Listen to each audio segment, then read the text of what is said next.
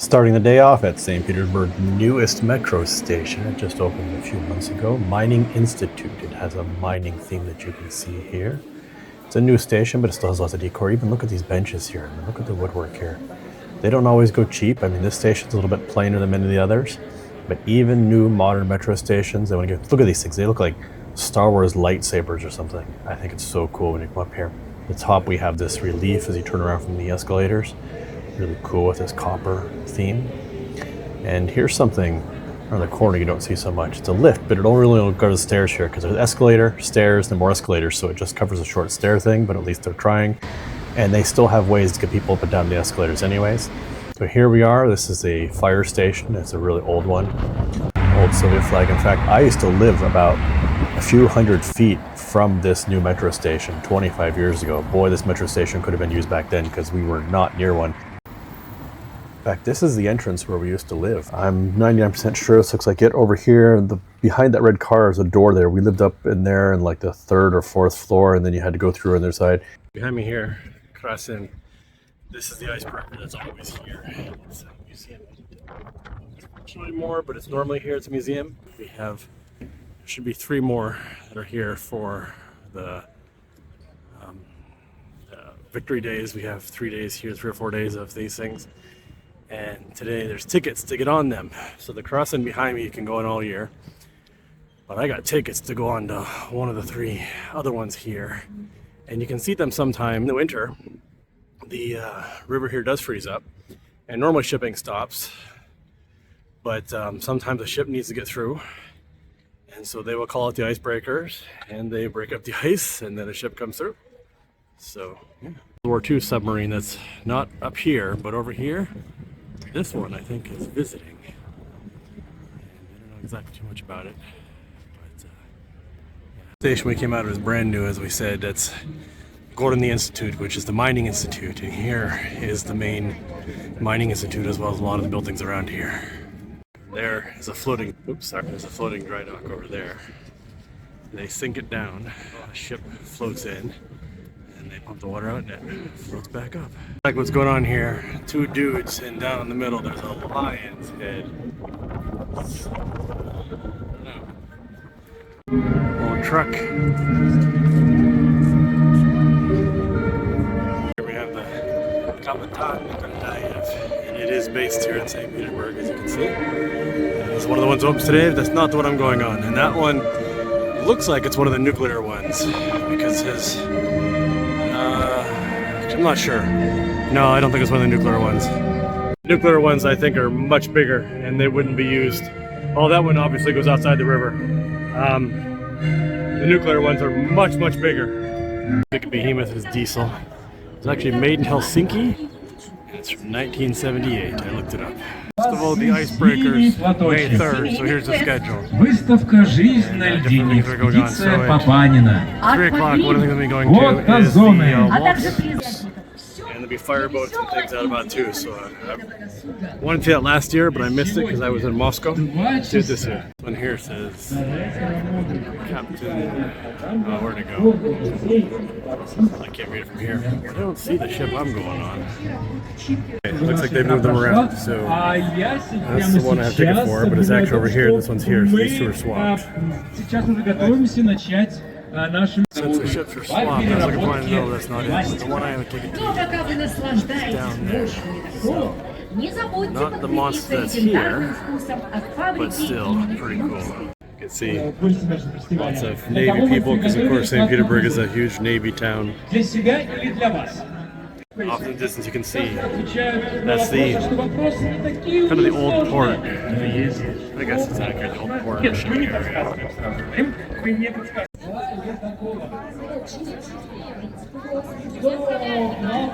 See one of the hydrofoils there. It's not up right now, but it's a hydrofoil. And St. Isaac's Cathedral.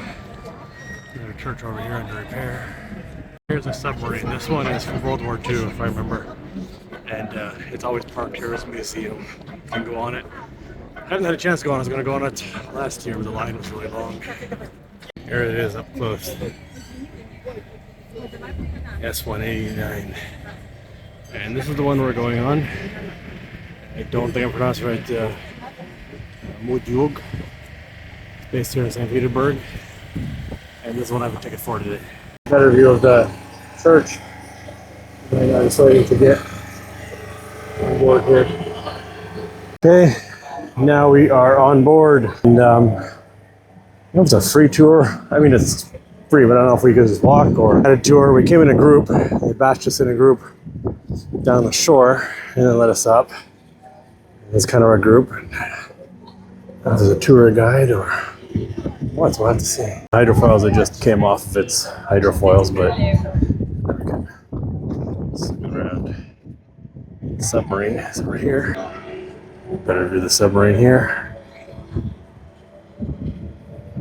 Ships. Kapitan Flakin and don't remember Nikolaev in the back.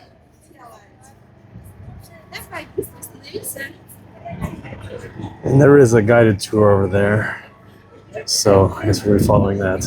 They're up there. In Russian it says, I guess, Mudyug, but in English looks kind of like Mudyug.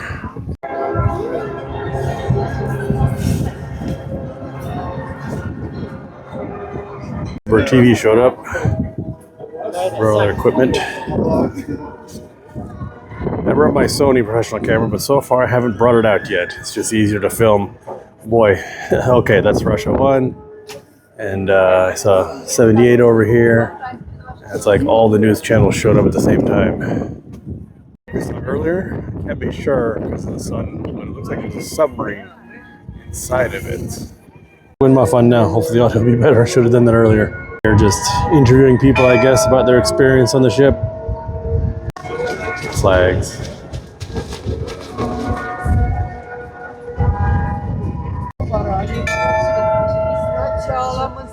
Strange people I found here. Oh yeah. Yeah, I got on early, but they found us. Found me, so say hello. Hello.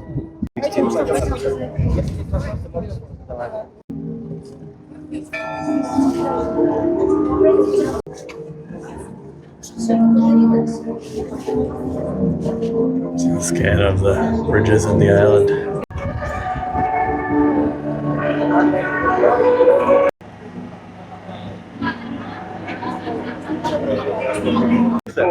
И посмотрим на него. The fireboats are practicing, I guess, getting the pumps ready for the waltz. Yeah. They gave us this advertisement for the Festival of Smelt, the St. Petersburg Smelt Festival. This is a really big thing here in St. Petersburg, is smelt season. The fish come and the fishermen catch them, and yeah, it's like a big party here. So put that on my list. It's also about the same time as the craft beer festival. So those two go hand in hand. The front view of the other ships. That one down there is even bigger than the one we were on, but still pretty cool.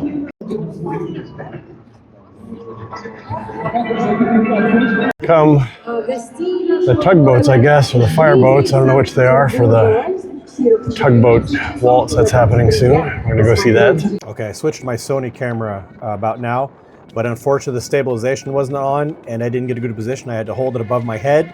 So it's not the best quality. I did do software stabilization, but I apologize. Next year I'll go on the bridge and I'll stake out a spot.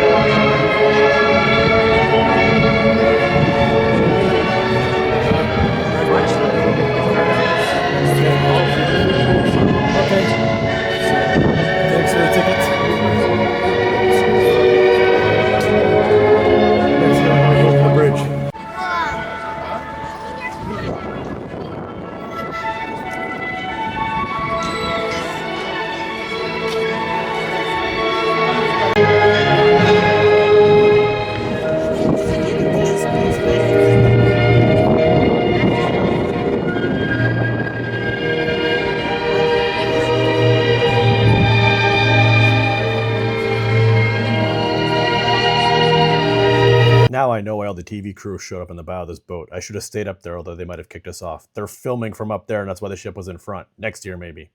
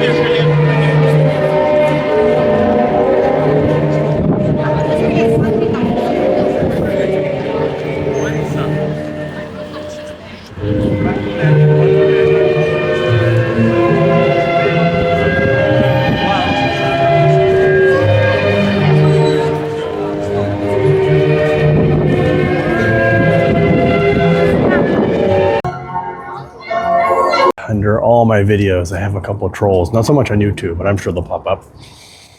No matter what I post, they want to talk about the war. Which, you know, whether or not you support it or you see the Russian side, there is more legitimacy in this conflict than there was with the Americans going into Iraq and Afghanistan.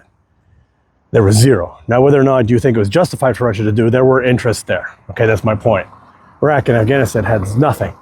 And for those 20 years or so, can you imagine every tourism post in the US? Somebody's like, hey, I'm at the Statue of Liberty. Everybody's like, what about the war? It is possible for a country to be more than one thing.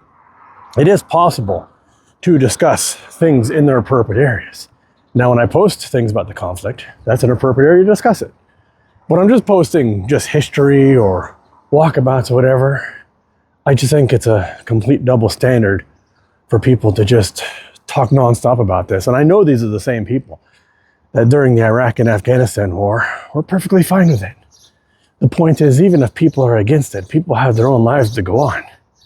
And the average person can't control what politicians do any more than Americans controlled what George Bush did when he went in, or they controlled Tony Blair. But, I mean, people do tend to have double standards, but Americans have to be the absolute worst when it comes to double standards. It's just legendary level. See that? I'm gonna have to go get cheesecake for $1. Super good and super cheap, and they're everywhere in Petersburg. People are here. Trench hot dogs. Trench dog too, they have beef and chicken. They're only like $1.25, $1.35, but I have to go meet my wife, and she'll probably want to eat. pizza, but they have burritos too and falafels, so I decided to try the burrito. Not common in Russia, we'll see. Nice street to walk, although some of it's under repair. But the fountain's running now. May 1st is when they start most of the fountains. Although some of them started the week before as well. Petersburg is full of them. The train station, which I use every day, there's a huge set of fountains and they just turned them on. I haven't been there this year yet. They just turned them on 2 days ago. Should be open in a week or two. They're just preparing for the summer. Oh, well, there's an Easter egg back there still, if you can see it. 25 years ago, I remember this had the worst public toilet I'd ever been in for Russia, and that's saying something. I think my eyes still burn 25 years later, but now it's nice. This place is wicked cool. Definitely not like it was 25 years ago.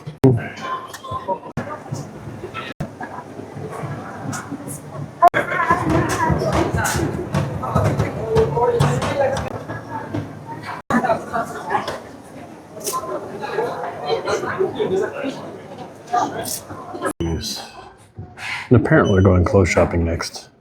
There's always places to sit.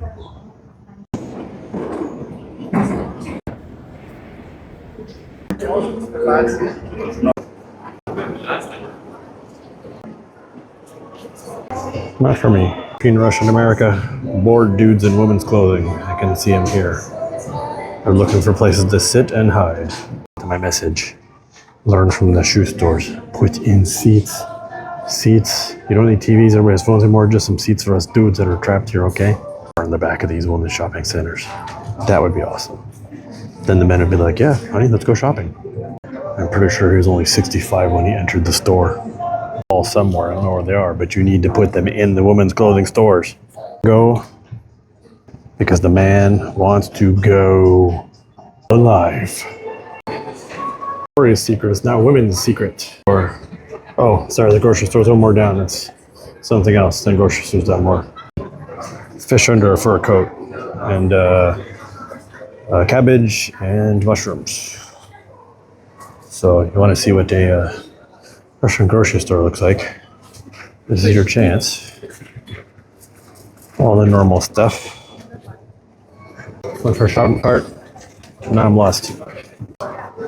What shopping carts there? No.